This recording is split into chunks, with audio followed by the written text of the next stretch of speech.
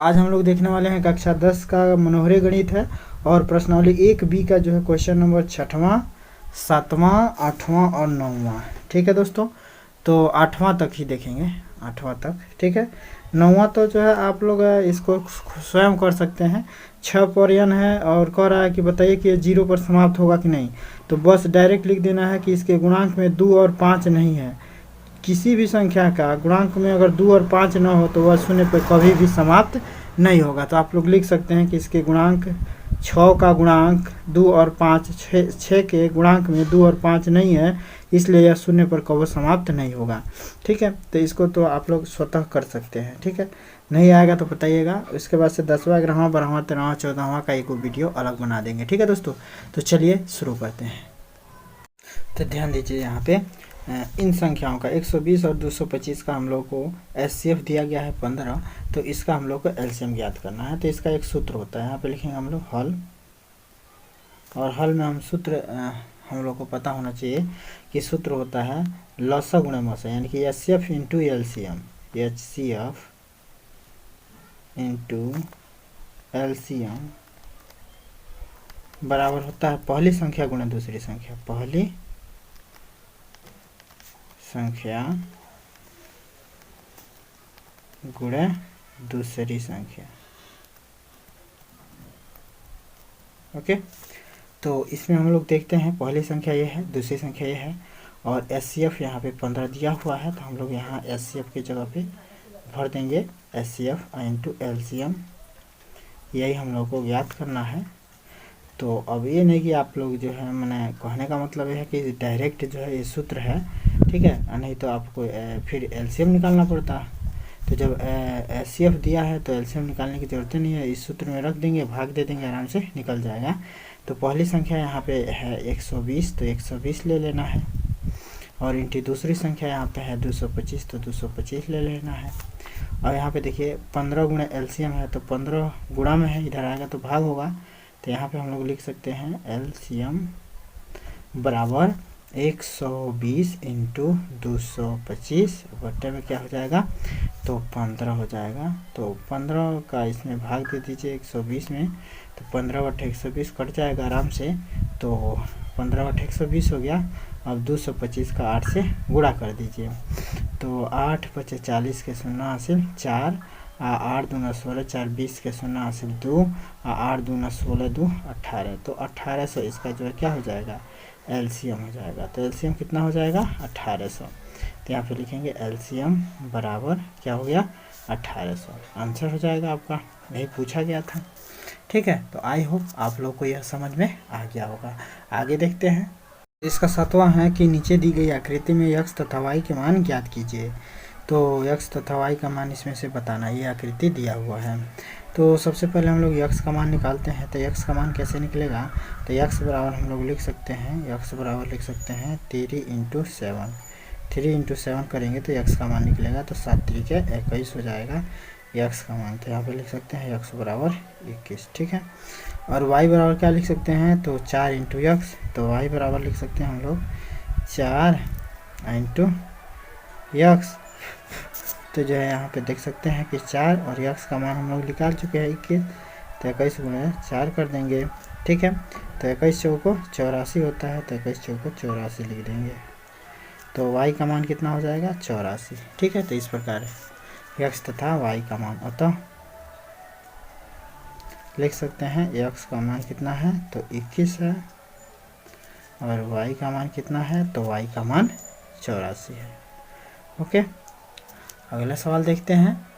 अब यहाँ पे इसका देखिए 18 और 117 के एचसीएफ को 18m माइनस में 117 के रूप में दर्शाया गया है।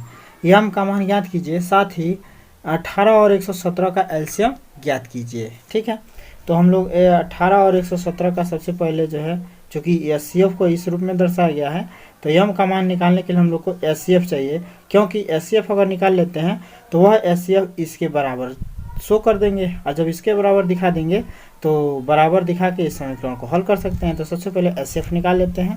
तो यहाँ पे लिखिएगा हल, और हल में जो है सबसे पहले लिखिएगा एचसीएफ, एचसीएफ किसका निकालना है हम लोगों को, तो 18 और 117 का निकालना है HCF। तो लिख लेंगे HCF 18 और 17 का कितना होगा। तो इसमें हम लोग देखते हैं कि 18 और 117 में जो है सबसे बड़ा कौन सा है, तो 117 है। तो 117 में जो है, तो 18 और 117 में सबसे बड़ा 117 है। तो 117 में 18 से भाग दे दीजिए। तो 18 से भाग देंगे तो 18 पचे 90, 18 छके 108, 18 छके 108 हो जाएगा। तो 7 में 17 में से 8 जाए 9, यहाँ हो जाएगा 0, यहाँ हो जाएगा 0। फिर 9 को भाजक बना लेते हैं, 18 यहाँ पे उतार लेंगे और 9 दूना 18 हो जाएगा। तो ये ख़त्म हो गया, यानी कि 9 से पूरा भाग चला जा रहा है। तो 9 इसका जो है क्या होगा, HCF होगा। तो यहाँ पे लिख सकते हैं हम लोग HCF बराबर कितना हो जाएगा 9। तो जब इसका HCF 9 निकल गया तो हम लोग लिख सकते हैं प्रश्न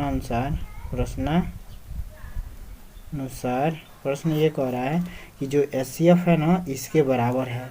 तो यहाँ पे लिखेंगे HCF जो है क्या है 18m माइनस में 117 बराबर है किसके, तो 9 के। ठीक है। तो अब इसको जो हम यहाँ से जो है सॉल्व करते हैं। तो अब इसको जो है देखिए 117 को इधर लाएंगे तो 18m बराबर क्या हो जाएगा 117, इधर आएगा तो प्लस में हो जाएगा।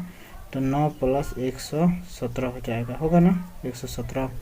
तो अब 9 और प्लस 117 जोड़ दीजिए तो 9 और 7 16 के 6 से 1 1 1 2 1 तो है यहाँ पे उतर जाएगा, 1 1 2 हो गया, 1 का 1 हो तो 126 हो गया। ठीक है। तो 18m बराबर 126, तो m बराबर कितना हो जाएगा 18, इधर भाग में आ जाएगा तो 126 अब बट्टे में कितना हो जाएगा 18। तो 18 सत्ते 126, 18 सत्ते 126। तो m का मान कितना हो जाएगा 7, 18 सत्ते 126 होता है ना। तो m का मान हो गया 7। अब यानी कि m का मान 7 हो गया। अब हम लोगों को जो है क्या कर रहा है कि 18 और 17 का LCM ज्ञात कीजिए। तो वही सूत्र से हम लोग LCM ज्ञात कर लेंगे। लसा गुणा मसा बराबर पहली संख्या गुणा दूसरी संख्या। तो लसा गुणा मसा, तो यहाँ पे हम लोग जो है सूत्र से ज्ञात करते हैं। हम लोग जानते हैं कि लसा यानी कि LCM गुणे HCF बराबर क्या होता है पहली संख्या गुणा दूसरी संख्या। दो को संख्या दिया हुआ है ना, तो इसमें पहली संख्या को ऐसे लिख देते हैं पहली संख्या, ठीक है, और गुणा दूसरी संख्या। ठीक है। तो LCM हम लोग को ज्ञात करना है। तो LCM यही रहेगा। HCF हम लोग को निकला हुआ है 9, तो यहाँ पे 9 भर देना है। अब बराबर क्या भर देना है पहली संख्या, तो पहली संख्या कितनी है तो 18 है, और गुणा दूसरी संख्या कितनी है तो 117 है। ठीक है। तो अब हम लोग क्या करेंगे 9 की तरफ ट्रांसफर कर देंगे। तो LCM बराबर क्या हो जाएगा 18 गुणा 117 और बट्टे में हो जाएगा 9, 9 दूना 18 हो जाएगा। तो क्या हो जाएगा 9 दूना 18, 9 दूना 18 या 2 हो जाएगा। तो अब 2 का गुणा इसमें कर देंगे तो 7 दूना 14 के 4 1 और 2 का 9 2 1 3 और 2 का 9 2, तो 234 इसका LCM हो जाएगा। तो LCM कितना हो जाएगा 234। तो हम लोग लिख सकते हैं अतः अभीष्ट उत्तर क्या है, तो अभीष्ट उत्तर m बराबर कितना आया है तो 7, और LCM क्या हो जाएगा LCM बराबर हो जाएगा 234 आंसर हो जाएगा। ओके। तो आई होप आप लोगों को यह सवाल समझ में आ गया होगा। तो इसके बाद से देखते हैं।